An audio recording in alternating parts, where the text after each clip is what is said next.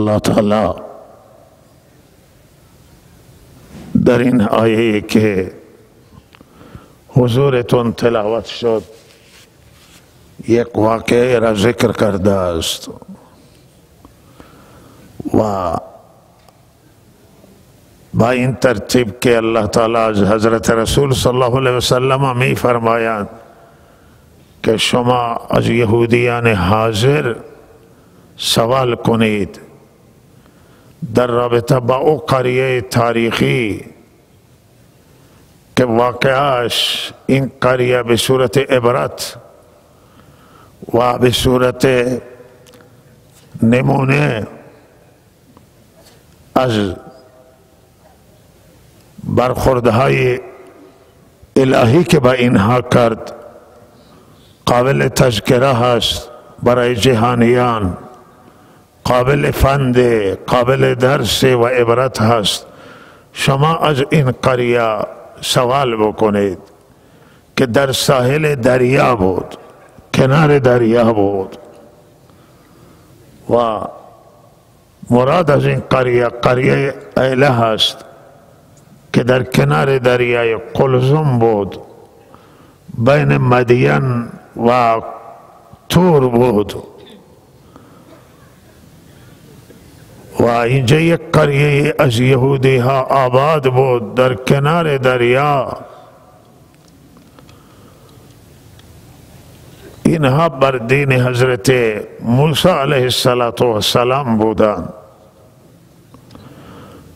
و یهودی ها روز شنبه عبادت می کردند الله تعالی را و این روز را گرامی می داشتند و این روز برای اونها روز عبادت بود، همانطور که برای مسلمانان روز جمعه هست. امروز هم یهودی ها در دنیا روز سبت و شنبه را احترام می گذارند و تعطیلات در یهودی ها روز شنبه هست و نصارا روز یک شنبه مسیحی ها و مسلمانان روز جمعه، او روزی که نزد الله تعالی در هفته محترم هست و معظم و سید الایام، او روز جمعه هست.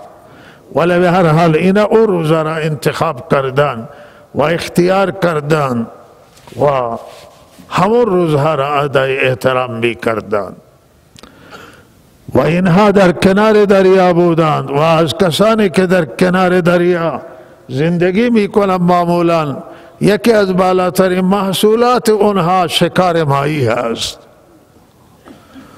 و اینها ماهی را شکار می کردند و ماهی ها را می خوردند خودشان و می فروختند و به زندگیشان و سر و سامان می دادند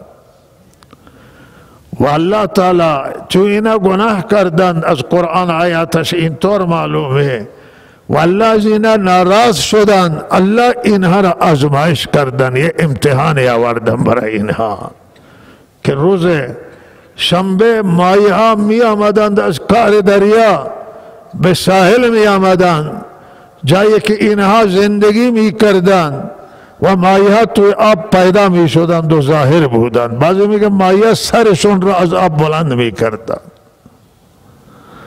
و اینها با چشم ماهی ها را می دیدند. شکاری وقت شکار را ببیند بی قرار میشه، بی آرام میشه و ماهی ها را اینا می دیدند و تردد می کردن ماهی ها به صورت گسترده و به صورت خیلی زیاد و بعد از روز شنبه ماهی ها می رفتن در قعر دریا و گم می شدن، ناپدید می شدن. اینها دنبال ماهی می گشتن ولی روز شنبه همه ماهی می آمدن به سراغ اینها و لحاظا اینها را الله حرام قرار داده بود برای اینها که روز شنبه شکار نکنند و همانطور که الله تعالی بعد از اذان منع کرده مسلمانان را که تجارت نکنند اینجا، بعد از اذان منع ممنوع تجارت باید تجارت مغازه را بست، درست فروشی را هم تعطیل کرد. و اگر انسان مشغول خوردن هم باشه یا کار دیگری است و اذان شد تعطیل بکنه و خود را به مسجد برساند. و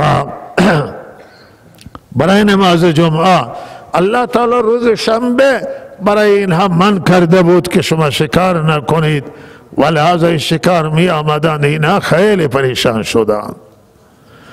لہذا اینا سه دسته شدند. یک دسته که شکار کرد نتوانستند خود را کنترل بکنند و لہذا به دریا زدند و ماهی‌ها را جمع کردند و مستقیما و بعض کانال زدند و تالاب درست کردند و ماهی‌ها را سوق می دادند به همین تالاب ها و ماهی که می رفتند توی تالاب ها دان تالاب می بستند که ماهی به دریا بر نگردند. ماهی ها اسیر می شدند توی تالاب. لہذا گفتن روز مستقیما روز شنبه شکار نکردند، ولی بیایم شکار بود. همین معنی یکی بود که روز شنبه این ماهی ها را از تالاب جمع می کردند. و اینها یک دسته اینها شدند که نافرمانی کردند الله را و دو دسته دیگه از یهودیا بود. یکی شکار نکردم ولی من هم نکردم، گفتم به اینا من فایده نداره، اینها به عذاب خدا گرفتار میشن، اینا حرف قبول نمی کنن، بی فایده به اینا واز کردن. اما یک گروه دیگه واز کردن و به واز ادامه دادن و گفتن که شما چرا اون گروهی که واز نمی کرد و کار نداشت با گناهگار با نافرمان، گفته چرا شما اینها را واز می کنید؟ لما تعیزون قوما الله مهلکهم او معذبهم عذابا شدیدا. قومی را که خدا میخواد هلاک کنه، تباه کنه یا عذاب سخت را بر اونا بیاورد، شما چرا اینها را واز می کنید؟ قالوا معذرة الى ربنا، گفتم ما واز می کنیم برای آن که عذر به بارگاه الله داشته باشیم، بگیم الله ما واز کردیم، ما گفتیم، ما من کردیم ولی این حرف ما را قبول نکردن، عذری داشته باشیم، الله از ما نرنجه، الله از ما ناراض نشود. و قوم دیگری عرض کنم که اون گفتم ما برای همین خاطر اینا را واز میکنم. اون قوم دیگر که نه اینا را واز کردن و نصیحت نکردن، گفته این و نصیحت بر نمیدارن. ولذا الله رب العزت عذاب آورد و اونایی که دستور خدا را فراموش کردن، فلما نسوا ما ذکروا به، فراموش کردن، ترک کردن آنچه که مورد تذکره قرار گرفتن، واز بر نداشتن، پند بر نداشتن، مرتکب حرام شدن، مرتکب گناه شدن و نصیحت ناصر را قبول نکردن. الله تعالی می فرماید که اینها را ما با یک عذاب سخته و به یک عذاب بد اینها را گرفتار کردیم، روزشون را سیاه کردیم و تاریخشون را الله سیاه کرد و عذاب بدی بر سر اینها فرستاد.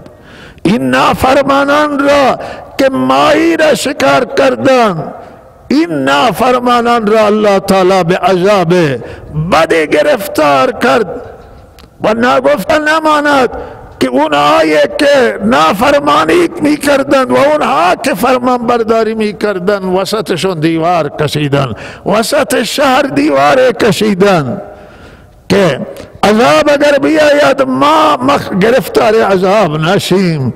نیکوکاران خود را جدا کردن، بدکاران جدا شدن، عذاب الله آمد. یک روز دیده سر صدای نیست در این قسمت پشت دیواره، او قسمتی که گناهگاران زندگی می کنند، ماهی را شکار می کنند روز شنبه و نگاه کردن تا همه اینا تبدیل شدن به میمون.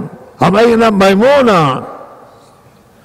اینها نمی شناختن باید که با هم همشهری بودن، خیش و رشته دار بودن، اونها را نمی شناختن ولی اونها اینها را می شناختن و به صورت میمون بودن، صدا می دادن، گریه می کردن و اینها نشناختند که اینا کیان. وقتی اینا به اون طرف رفتند، اینا به پاهای اونها، پاهای این آدمان نیک سرشون را می گذاشتند ولی اینا نمی دانستند که اینا کیان.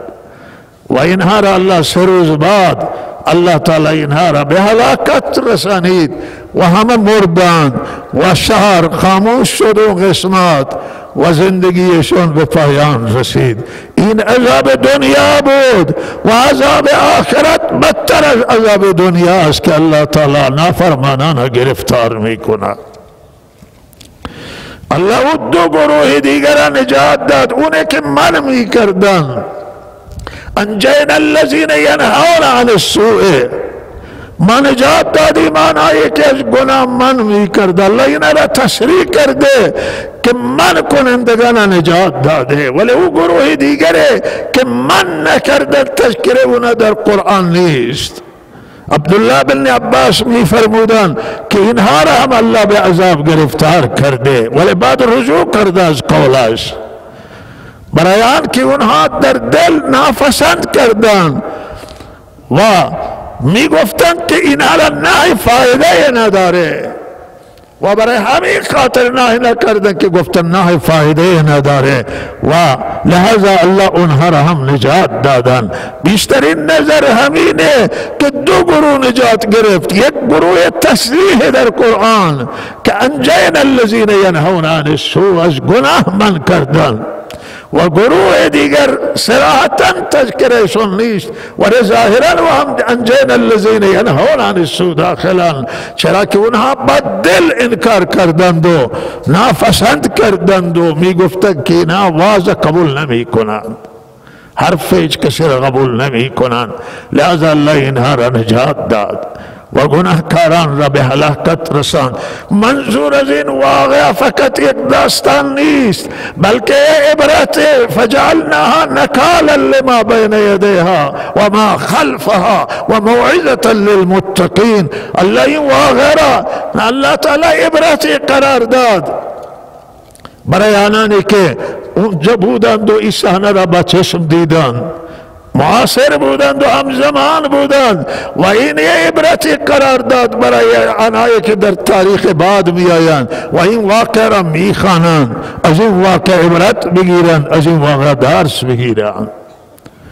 و این الله تعالی اینجا هم تذکر کرده است که باید گناهگار دستش گرفته بشه. امر بالمعروف و نهی از منکر مهمه. از گناه جلوگیری کنید، از نافرمانی خدا جلوگیری بکنید.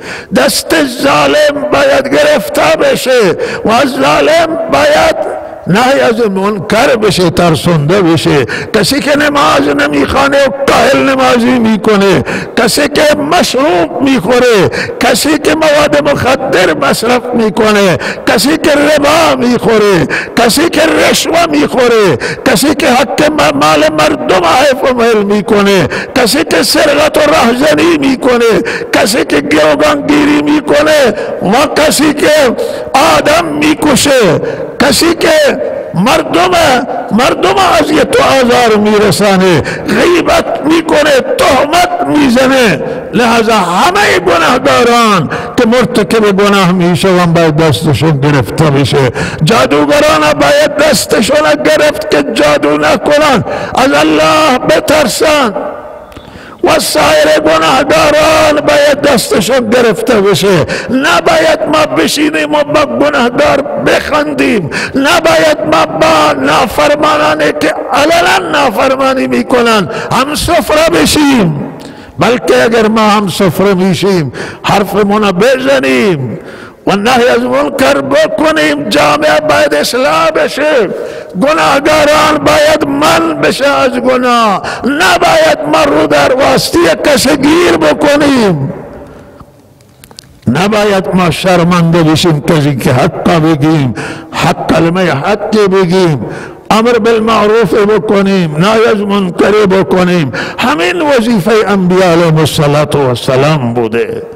انبیاء برای همین آمدن تا جامعه را اصلاح کنن، تا جامعه را من از گناه بکنن، تا جامعه را از نافرمانی من بکنن. این وظیفه انبیاء علیهم السلام.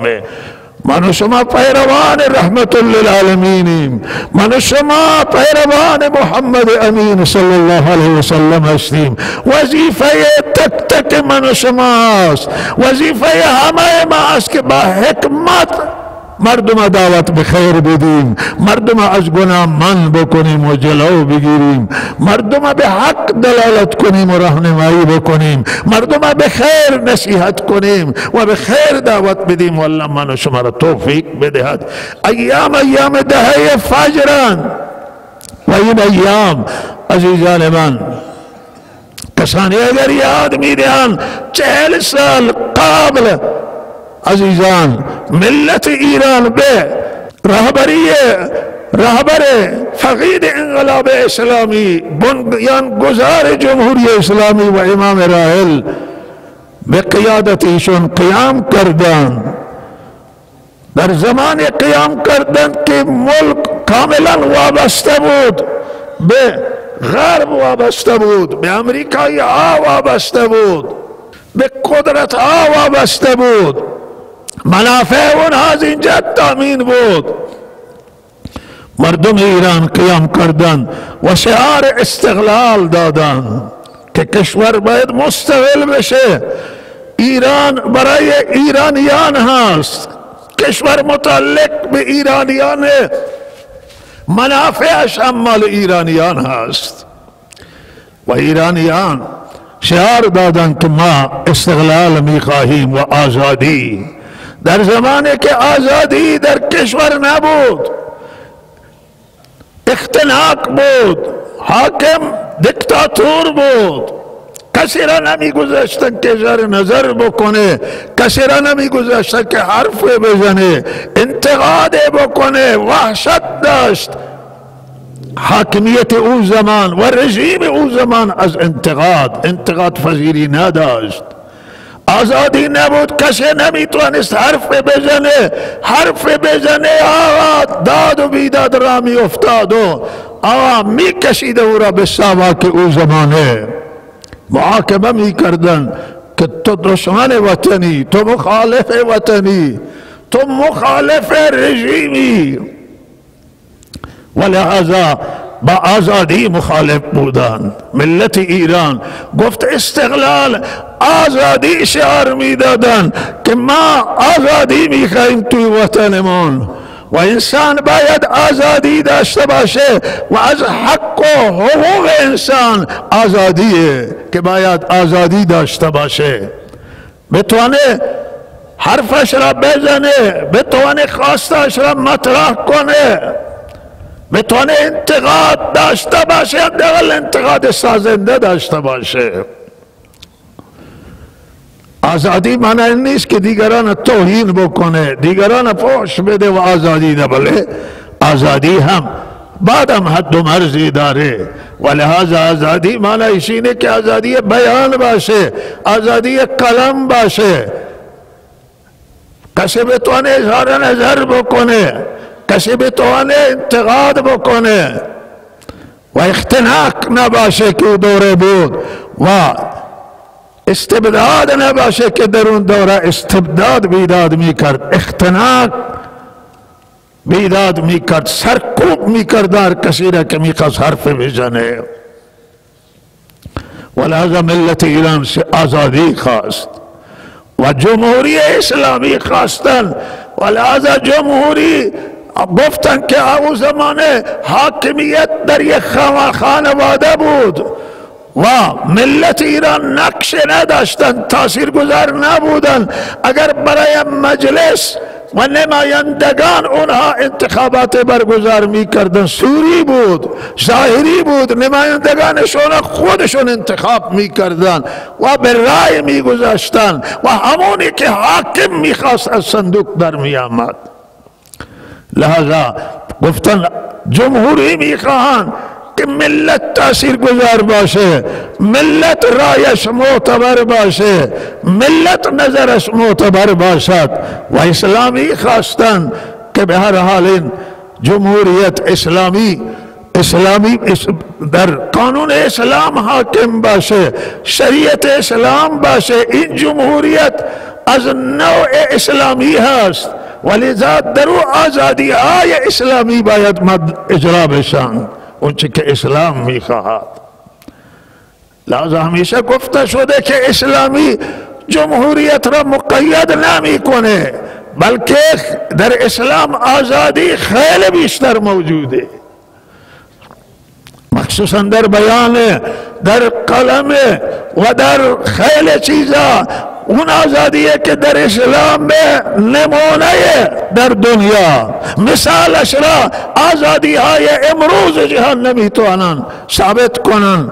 و بهترین دورش خود دور حضرت رسول صلی الله علیه وسلم بوده، خلفای راشدین بوده، دور حضرت علی رضی الله تعالی عنه بوده و همه خلفای راشدین آزادی قائل بودن برای مردم و دوست داشتن از اونها انتقاد بشه، دوست داشتن روبروی اونها مردم حرفشون بزنن.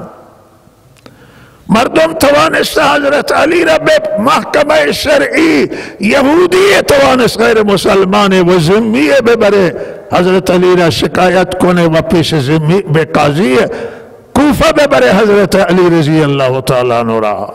و حضرت علی پیش قاضی رفت و آنجا حق به یهودی داده شد، چون گواه حضرت علی قبول نشدند.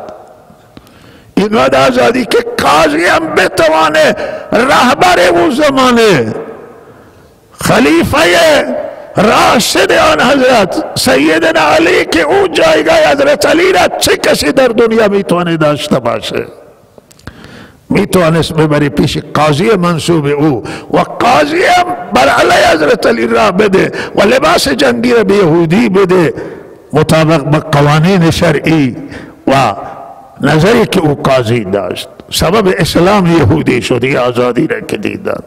از تو مرا در گفت که اگر از سنت آن حضرت خطا بره چه کار میکنید با من؟ یک عربی بلند بشه در مسجد و به شمشیر بلند بکنه که با این شمشیر شما رو راست میکنیم.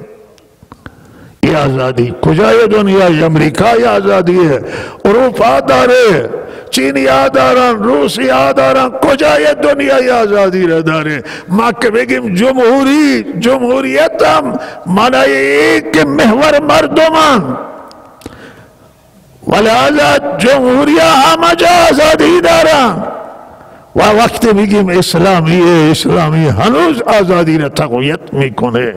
او آزادیه که در صدر اسلام بوده، او آزادیه که قرآن و سنت داده. و معنی که این سیستم حکومتی ما بر پایه و اساس اسلام عادلانه ترین نظام توی دنیا، پیامبران الله فرستاده برای اقامه عدل، برای گسترش عدل و اجرای عدل. و قرآن تاکید میکنه ولا یجرمنکم شنآن قوم علی الله تعدلوا. همه امر به عدل، به قسط. قرآن دیدگاهش را نگاه کنید و حضرت رسول صلی الله علیه و سلم همه عدالت تاکید شده. ولهذا نظام اسلامی باید اجرای عدالت بشه، همه عادل بشه. لہذا این فیروزی انقلاب بر پایه و اساس این شعار بود.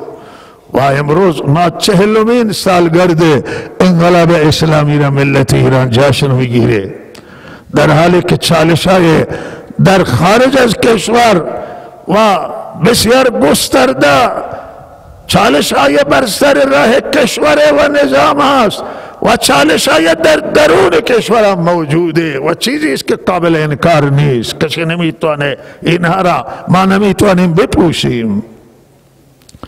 لہذا ہم بچالش مواجه در درون و هم بیرون.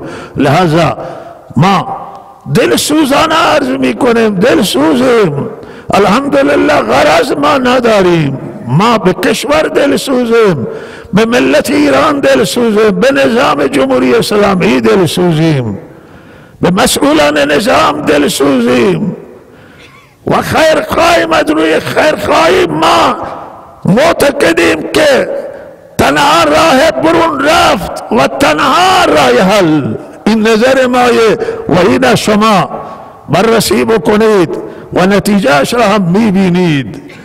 و آنه که مهمترین نکته آنه که ما در مقابل این چالش ها چه کار باید بکنیم، بهترین راه برون رفت آنه که ما تغییرات بیاوریم در کشور. هم در سیاست هایمان در که 40 سال به آنها عمل میکنیم در درون کشور و جواب ندادند و مشکلات ایجاد کردند، ناراضگی تراشیدند. این چالش ها را ما ببین، این عرض کنم که این سیاست ها را ما ببینیم، این را تغییر بدیم. رضایت مرد داخل را ما میتونیم با تغییرات فراهم بکنیم. ببینیم خواسته مردم چیه، مردم کشور را ببینیم، صدای مردم را بشنویم.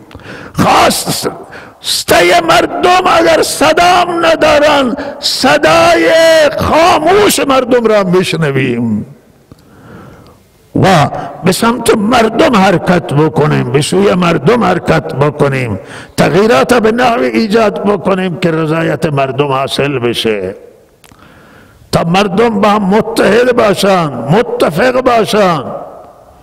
اقوام ببینیم، هم مذاهب ببینیم، ادیانی که اینجا موجوده ببینیم، بافتای مختلف کشور ببینیم و اینها را اگر ما ببینیم و تغییرات ایجاد بکنیم، میتونیم از درون همه ملتا متحد کنیم، همه اقوام و مذاهب دلایشون را با هم نزدیک کنیم. زبان ممکنه متحد بشه ولی دل باید متحد بشه، دلها در کنار یک دیگه قرار بگیرن. مردم ایران مردم خوبی هستند، ملت ایران از بهترین ملت های دنیاست، ملت فهیمی است، ملت شکرگزاری است. اگر این همون ملت که در سال 57 آغاز انقلاب پشت سر امام راحل جمع شدن، این همون ملتان، همون ملتان که 8 سال دفاع مقدس رنج و زحمت تحمل کردن و کشته داده و فرزندانشو کشته داده. این ملت ملت خوبی است و لحاظ این ملت رضایتش باید حاصل بشه، خواستش باید برآورده بشه، تغییرات ایجاد بشه. عزیزان من، همچنان در مقابل این چالش هایی که بیرونن، ما سیاست هایمان را، سیاست های خارجی من را تغییر بدیم و این بهترین شیوه است، بهترین جواب دشمنان ما هست، بدخواهان ما هست، بهترین جواب تحریم ظالمانه امریکا است. ما اگر تغییرات در سیاست های من ایجاد بکنیم، اینها را امریکا نمیتونه دور بر خودش جمع بکنه. ما باید این را از اتحاد که علیه کشور ما هست و نظام جمهوری اسلامی، اینها را با هم با تغییرات درون، تغییرات برون مرزی و تغییرات بیرونی، سیاست های خارجی، ما بتوانیم که به نحو تغییر ایجاد بکنیم که به هر حال تحول به وجود بیاد، این چالش ها سر راه ما برداشته بشه، علیه ما حرف گفتن نشود، نگاه ها را ما ملی بکنیم، نگاه مذهبی در ایران یا در غیر ایران ضرر داره. همه کشورها، هر کشوری که نگاه مذهبی داشته باشه و نگاهایش ملی نباشه، نگاهش جهانی نباشه و بر مذهب فکر بکنه، این کشور با مشکلات و چالش روبرو میشه. نگاه ها را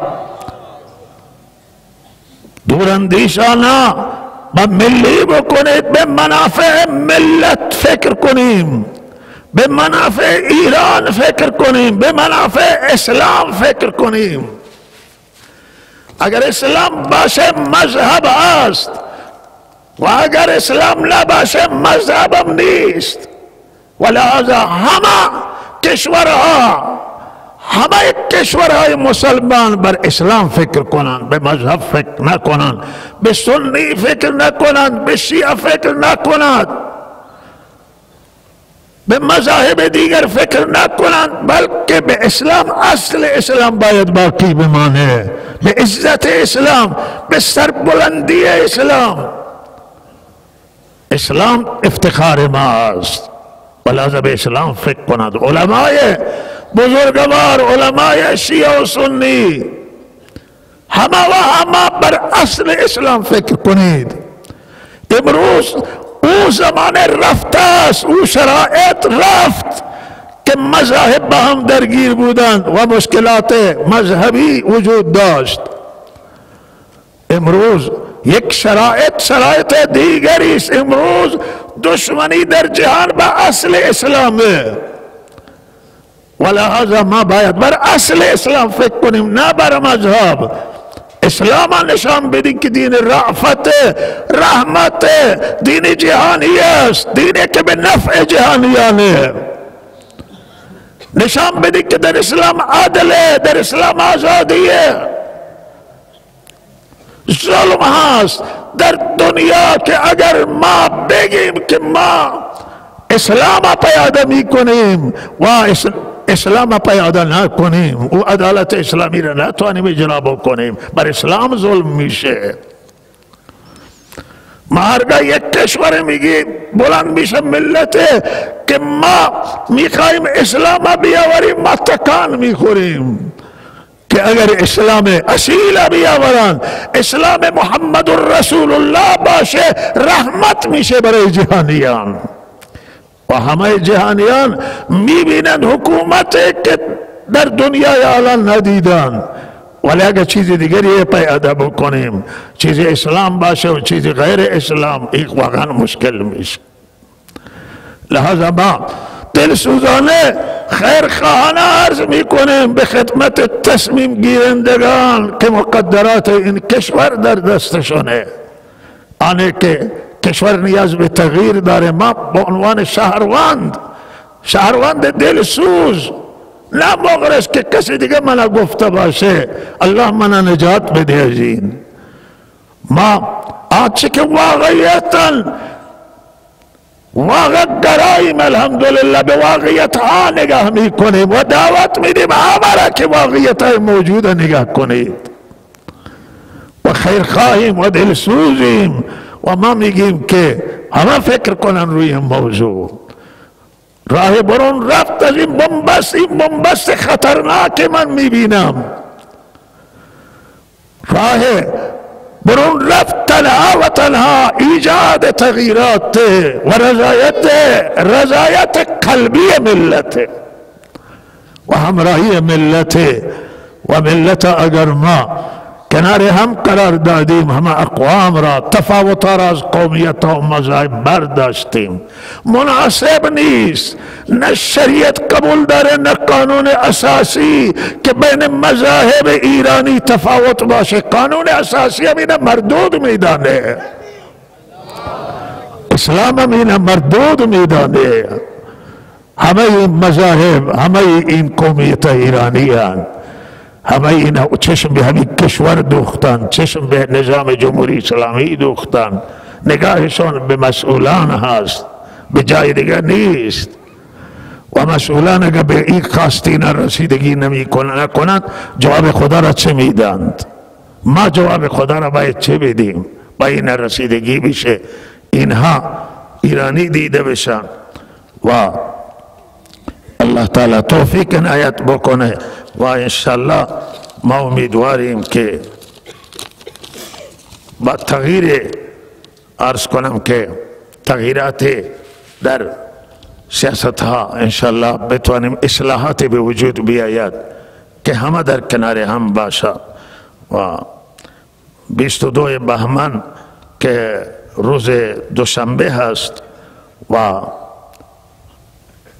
یک روز ملی هست، در این روز انقلاب پیروز شده و انقلاب مال همه هست و لحظه راهپیمایی هست روز دوشنبه و درخواست میکنم از مردم که انشالله شرکت کنند توی این راهپیمایی و ما بله در حمایت از انقلاب هست این روز و ما حمایت میکنیم از انقلاب و حرفی که به خیر و نفع کشور به وحدت کشور هست و حرفا میزنیم و شرکت هم میکنیم در راهپیمایی انشاءالله. روز دوشنبه 22 بهمن انشاءالله راهپیمایی شرکت بکنید. صفحه همین اعلی منظم بکنید، عزیزانی که فاصله دارن از صفحه حرکت کنند جلو یا بیرون از مصلی هستن بیان داخل و تقاضای دعا شده برای اموات، زندانیان، بیماران، بالخصوص برای من اصحاب العلاج من جمله همسر جناب مولانا عبدالرشید که خودشون همینجا تشریف دارن، مولانا عبدالرشید شاهنوازی از اساتید برجسته مدرسه دینی اسماعیل آباد، خانوادهشون سخت مریضند. دعا کنید که الله تعالی شفای عاجل و کامل عنایت کنند و ایشون را خاتمه به خیر بکنند، خاتمه با ایمان بکنه الله تعالی. هر کسی را که از ما مدتش به سر رسیده است الحمدلله بسیار جای شکر پروردگار است که هفته گذشته الحمدلله باران بسیار وسیع و باران الحمدلله بسیار خوبی الله تعالی در جنوب استان آورد و جنوب استان مشکلات از شمال استان هم بیشتر هست. مردم سر ارتفاعاتن، تو کنار رودخانه ها، کنار چشمه ها و رودخانه آبش که بیفته دیگه زندگی آنجا واقعا مشکل میشه. بسیاری از جنگل ها توی بعض مناطق استان خشک شده بود و الحمدلله باران خیلی وسیع آمد در هم منطقه و انشالله یک قسمت استان باران گرفته و ما امیدواریم یک باران دیگری الله بیاره که جنوب و شمال کل استان و تمام مناطق که گرفتار خشکسالی الله تعالی بر رحمتهایش آبیاری بکنه و رحمتهای الله تعالی عظیم و وسیع‌تره و هم انشالله ما امیدواریم که قحط شکست خورده و رحمت سرازیره. لحظه توبه میخواد، دعا میخواد. خدا عز و جل گفته دعا کنید که من اجابت میکنم. لحظه دعا این چیزی است که خواسته خود رب العالمین و قال ربکم ادعونی استجب لکم. الله گفته شما دعا کنید که من اجابت میکنم. خدا وعده اجابت داده. از دعا نترسید، نهراسید که این دعا امر شدیم، ما مأموریم به دعا و ما باید دعا کنیم و الله اجابت میکنه. از رحمت الله ناامید نشید. الله رحم نگید که ما دعا میکنیم و اجابت نمیشه. نه، صبر کنید، دعا کنید، دعا کنید. الله میخواد شما دعا کنید. الله دعای شما را دوست داره و از بهترین عبادت های دنیا دعاست و خدا میپسنده، شادمان میشه به دعا.